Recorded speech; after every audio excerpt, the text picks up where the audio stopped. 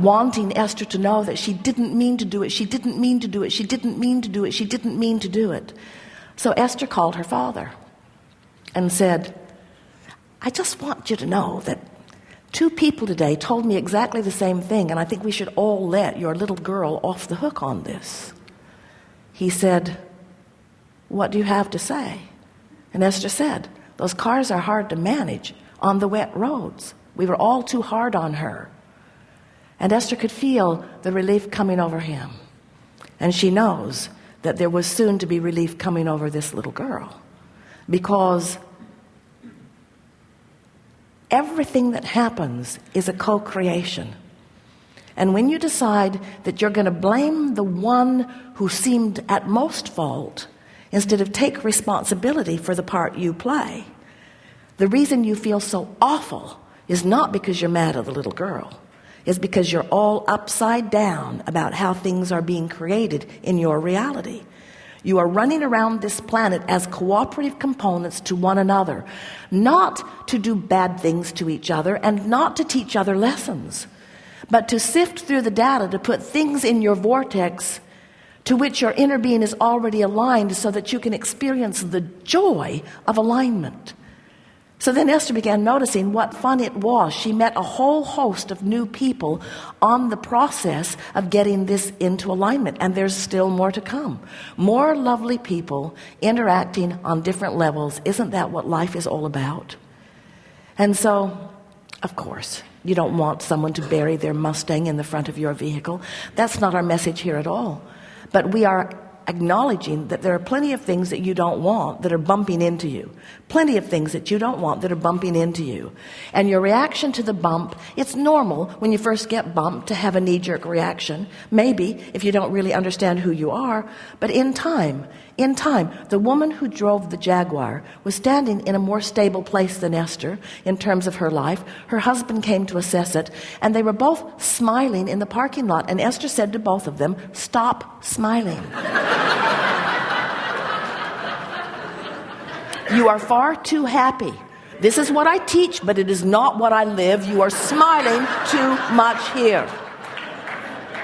And of course she didn't mean it, but isn't it annoying to see someone living the exact thing that you are living and feeling so differently about it, you see?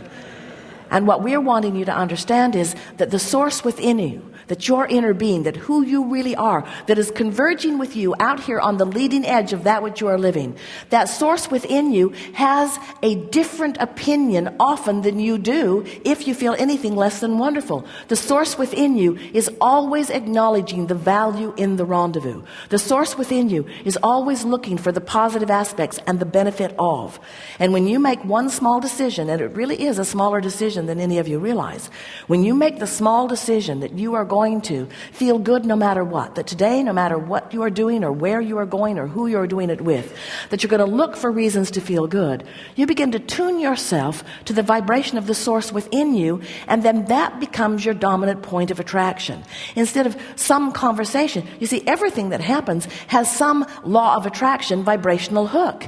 It was not accidental that occurred right after Esther had fanned the flames of people doing weird things in traffic that made her a vulnerable target. It's not an odd thing. It was not a strange coincidence that as Esther came into the parking lot, she picked that place to park. None of this is accidental. Nothing is accidental. Everything is vibrationally aligned. And the composite of vibrations that you hold are all part of it. So was this an awful thing that happened? Certainly not. Are there awful things that happen? No, not really. This is the thing that we want you to understand.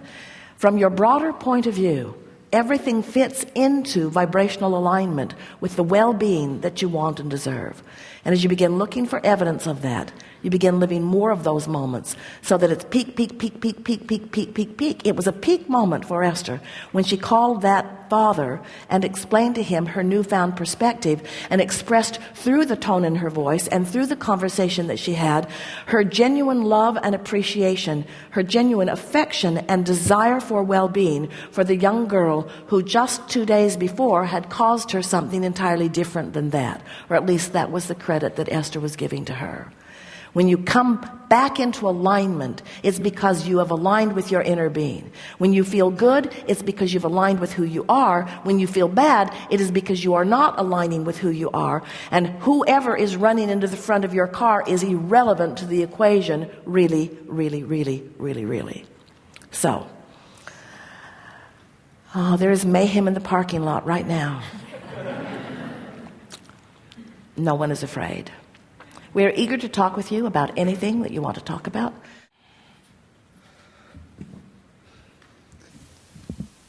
Hi, you're right. It's sort of like I'm stuck with a vibration that I can't change. I try really hard to change it as well. Like I try finding better feeling thoughts, but what happens is I just go straight back to where I started off with. Well, you have to do it a little bit at a time. So what happens is, because you feel a certain way, that's the vibration that you're offering. Because that's the vibration that you're offering, that's what comes back to you. As that comes back to you, it confirms the feeling that you had, which causes you to offer the vibration more.